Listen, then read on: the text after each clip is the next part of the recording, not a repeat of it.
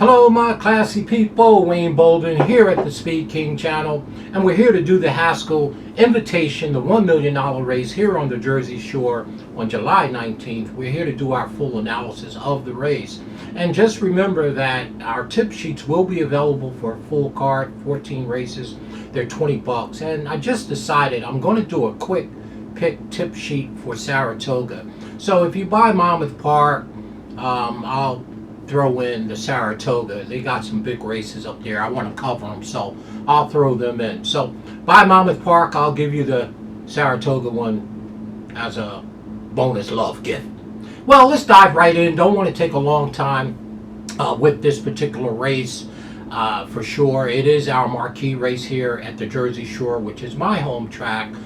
That's where I cut the mustard at from a young boy of 10 years old, and I know that track like the back of my hand. That being said, race number 10 on the card is our marquee race, the Grade 1 Haskell, which winning you're into the Breeders' Cup Classic. It is a beautiful stepping stone, $1 million.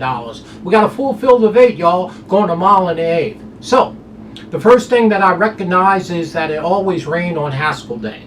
Well, the forecast looked like 80 degrees, overcast, a little cloudy, but no rain until later that night, about 10 to 10:30. So it should not rain on Saturday. That's a big plus, okay, for sure. And the second thing is, right away when I analyzed this race, I got my data together, and the first thing that I noticed is that the number 1, Bracket Buster, the number 3, Wild Crazy Night, the number 5, National Law, the number 7, Kentucky Outlaw. The 1, 3, 5, and 7 is not winning this race, okay? Or at least from where I sit. There's no reason for me to think that all the odd number horses in this field of 8 can win this race. And by the way, if one of them happened to jump up and win, well, they can run it again and I still couldn't be able to bet them. There's nothing that tells me that these horses can win the race. So when we start at that premise that half the field we've already eliminated from the win hole. Now, of course, you can always use these horses in your wagers underneath for value because races fall apart on the back end after the contenders spin themselves and somebody sucks up. But the 1, 3, 5, and 7 from where your Speed King sits, there's no reason to bet any of those to win. Okay, so that leaves us down to the even number horses, right? It leaves us down to a 4-horse field for sure. Now, we're going to start right in with the reporter horse, Journalism, the number 2 horse. I'm going to fade him. No, he didn't. I am going to fade him for a couple reasons, okay? We all know he can win the race. Not only can he win the race, he should win the race. The only horse that managed to beat Journalism is Sovereignty, the best 3-year-old in the country. So, again, he has some things going his way and he has some things going against him. So he should absolutely win this race. It's his race to lose by far.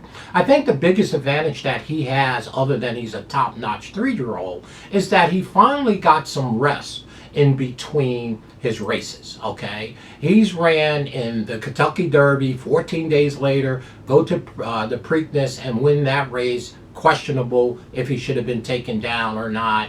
And then 3 weeks later, he runs in the Belmont Stakes and runs second. So, Journalist obviously won one leg of the Triple Crown and ran second in the other 2. So, obviously, he heads over heels of these horses on paper, right? He's 4 to 5 on the morning line on his way to 1 to 5. So, other than being a fan and rooting for him because you like that equine, that's fine. But there is no money at all to be made on him from where I sit unless you're doing a straight wager or something like that or a straight exacta, okay?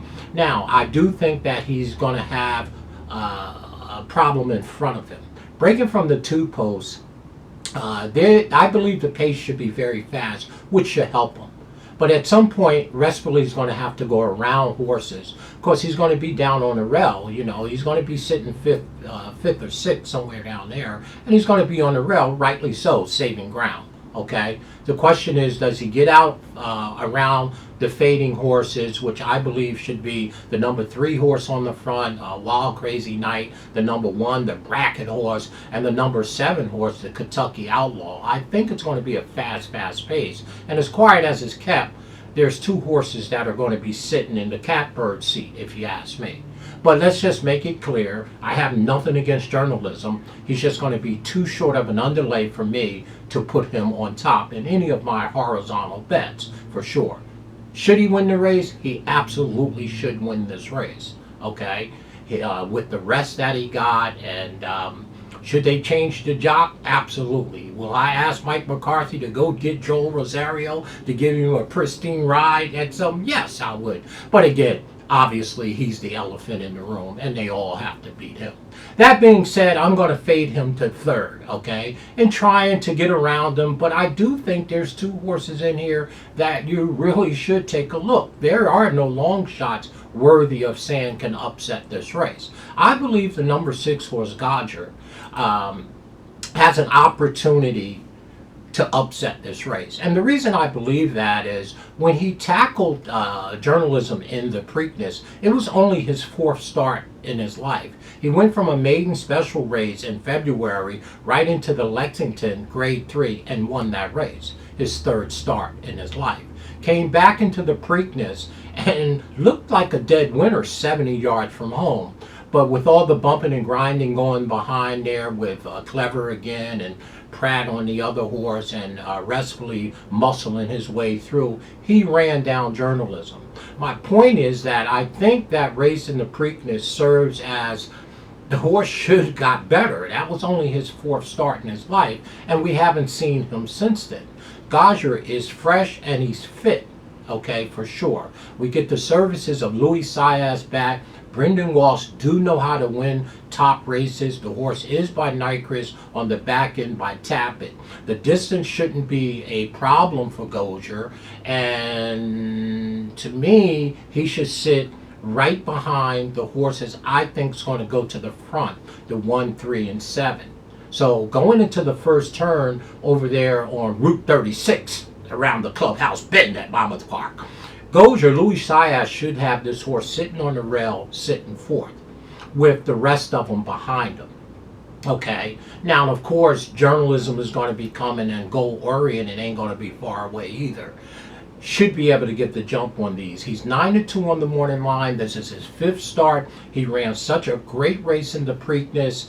Still not sure how he got caught, and you have to believe he's going to improve off that race. I really do believe Godger have a legitimate chance to beat journalism and this field, right? I really do believe that, okay? And it's a square price for sure at 9-2. So my first pick will be Godger in here. Now, the other horse I think is such a stamina horse is goal-oriented. Well, Bob Baffert, I had mentioned many years ago to just name the Haskell as the Baffert Stakes, right? He's won it 9 times. And if anybody knows how to prepare a horse for the Haskell, it is Bob Baffert. He comes in with the number 8 horse, goal-oriented. Now, the only reason I give the number 6 a chance over him is because the number 6 is in the 6 hole and the number 8 horse is in the 8 hole. Some way the number 8 is going to go wide, a length or 2 like that. Okay, but I do think goal-oriented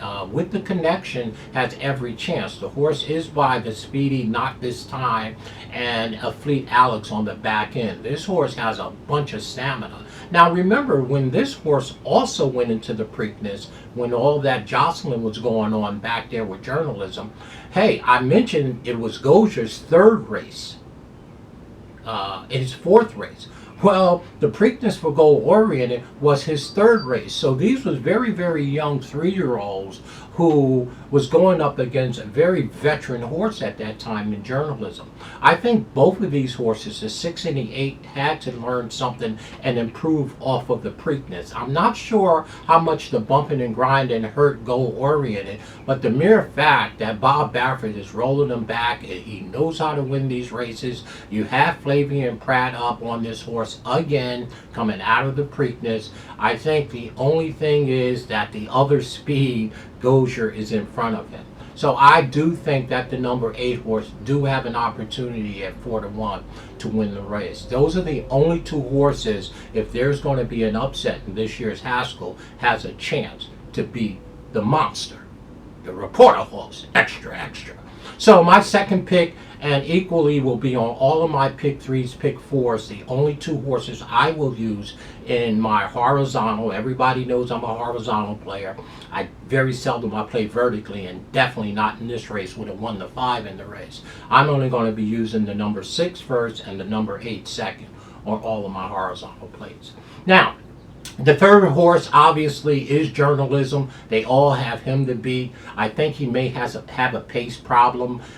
If the pace is really, really fast, that should work to his advantage. His other advantage is that he's gotten plenty of rest in between races for the first time in the last 3 or 4 months. Secondly, he's going back in distance in a 1.8 miles.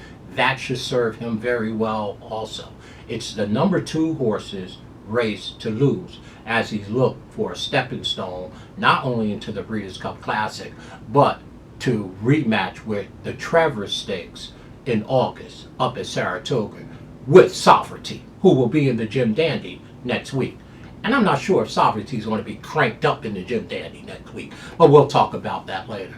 So our third pick, obviously, we faded to third. It's Journalism. Obviously, again, I don't want to keep beating a dead horse here. Obviously, not only can he win the race, he probably should win this race, okay? He has everything his way. Rest in between, distance is cutting back, and he should have a blistering pace in front of him. So our third pick, as we fade the favorite, the Reporter Horse, to third. No, he did not just did it. I like the 6 and the 8. The 8, the 6. The Beagle. These are young horses. They're on the upcome, baby. Right? Okay. They're looking to get there. Right? So they're still improving. Not that Journalism isn't still improving, but he's tried, true, and tested. Our third pick, Journalism. And we'll round it out with the number 4 horse, Burnham Square. I believe both him and Journalism will be running the fastest coming home, and we'll use him in our 4th spot if you so incline. So our takeaway this year is that the 1, 3, 5, and 7 cannot win this race. We do believe that there's going to be a fast pace up front. We do believe that Gozier and Go Oriented should sit right behind the speed and get the jump on both the Journalism and Burnham Square. My top pick is the number 6 horse, Gozier. We think he's going to be sitting a beautiful spot with my boy Louis Saez, for sure. Our second pick is Go Oriented. Mr. Baffert knows how to win these races, for sure. He's 4-1. Gozier's 9-2. And of course, our third pick, who you gotta respect and put a lot of respect on his name, is the Reporter Horse, Journalism. We rounded out the Super with Burnham Square. So for us, 6, 8, 2, 4, just like that. You can go ahead and box it up. Me, never. I'm going to use the 6 and the 8, the 8 and 6 in all my pick 3s and pick 4s. I think we're brewing on an upset. They're going to have to really, really run. Let's see how he comes back from this 6-week rest. My name is Wayne Bolden. I'm the Speed King, of course, here in the studio, heading to Monmouth Park this weekend. Going to have a bunch of fun with friends down there, for sure, and they've done some nice things for me, so I really do appreciate them as well. Shout out to the lady over there in the office, Miss Carol. She always take care of me and look out for me. Have a great, great day, and remember, tip sheets are available. Bye, Mama. I'm going to throw in the quick tip sheet for Saratoga. No, he didn't just fade the Journalism horse. I just faded him. We like Louis Saez on the 6. And Mr. Pratt, try not to miss the break on the 8.